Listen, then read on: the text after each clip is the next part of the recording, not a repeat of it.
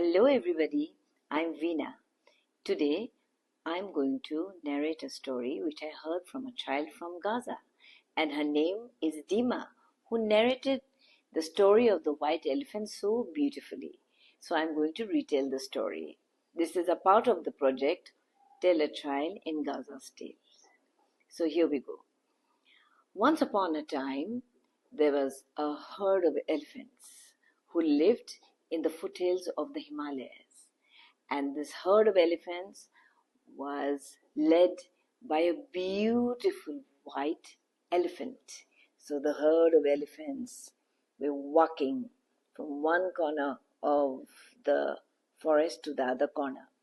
Tak thina dinda, tak thina dinda, tak thina dinda. And all the elephants followed the white elephant. He looked so magnificent.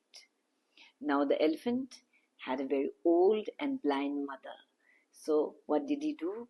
He went deep into the forest and took out the juiciest fruits he could ever find for his mother. The fresh green shoots, the plump ripe fruits. And he sent these fruits to his mother with his messengers in the herd. But his messengers were all greedy and they ate the fruits. So this white elephant didn't know about this. He never thought that his herd could be so dishonest, and he trusted them and he sent the fruits, but his mother never received.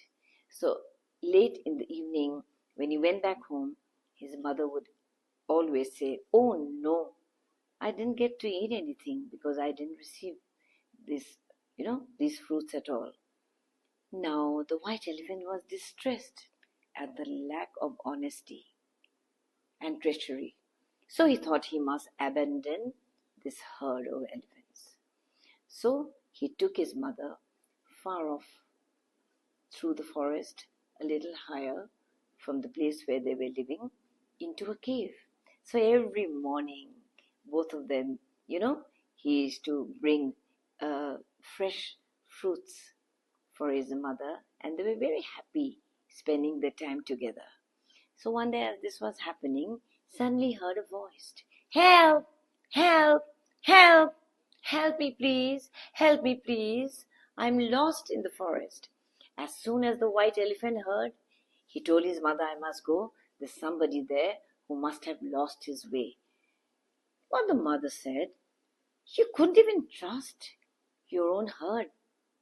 Why are you going and trying to help a person you don't even know him?"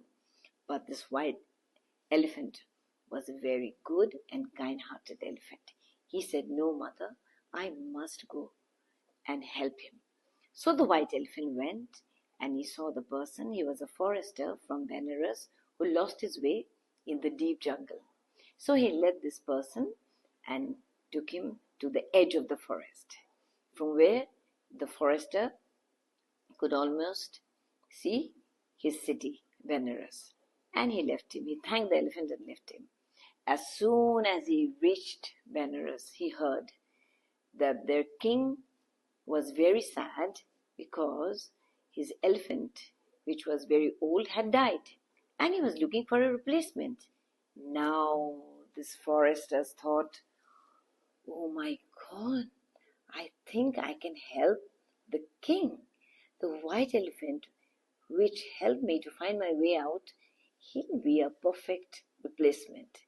So he went to the king and said, "Your Majesty, I have good news. I have seen an elephant. He's a magnificent, beautiful elephant. You'll really love him." And the king was very happy. He said, "Only please, Your Majesty, give me some soldiers, and please your mahout also, who's to look after your elephant." So the king was delighted, and he said, "Of course, you can take my soldiers and the mahout." So the next day, this man and the soldiers and the mahout went. He had left a trail behind from where he had come, so he knew where he had to go. And as he moved deep into the forest, he found the white elephant. As soon as the white elephant saw the people approaching him, and he could recognize the person whom he had rescued. He knew what was happening. But he didn't want to fight because he was a very good elephant, very kind-hearted, and he thought, I don't want anyone to be injured. So he just simply followed him, and he finally reached Benares. The king was extremely happy to see the beautiful, magnificent white elephant, and he put him up in a stall which was decorated with gold and tapestries and what not, the best place an elephant could ever ask to live for. But it so happened the elephant was decorated as well with beautiful, colorful clothes. But he was not happy at all, and the elephant refused to eat or drink anything given by the mahout. And this continued. So one day the mahout was a bit worried, so he had to go and tell his king. He told, Majesty, you please come and see. I don't know what is happening, but the white elephant doesn't eat or drink anything. So at once the king came, and he said, what happened? Why are you not eating? I've kept you so beautiful in such a beautiful place. I've covered you with beautiful clothes. In spite of that, why are you so sad? Your Majesty, the white elephant said, how can I eat or drink when I know that my poor mother, who is blind, is unable to go and search for food, and she must be weeping for me?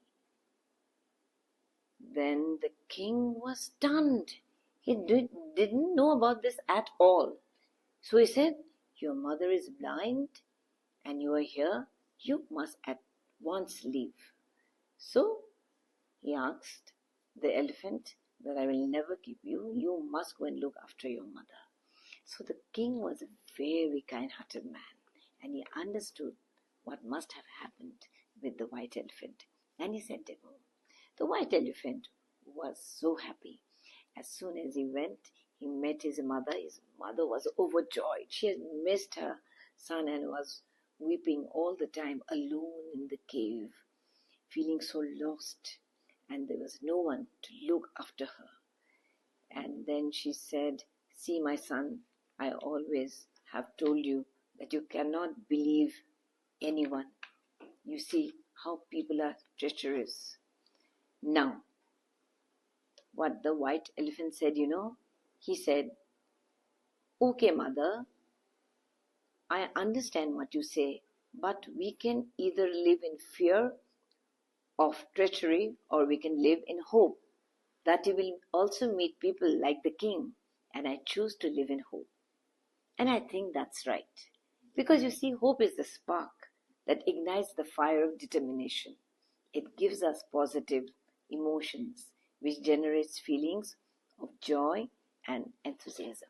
Isn't that a wonderful story?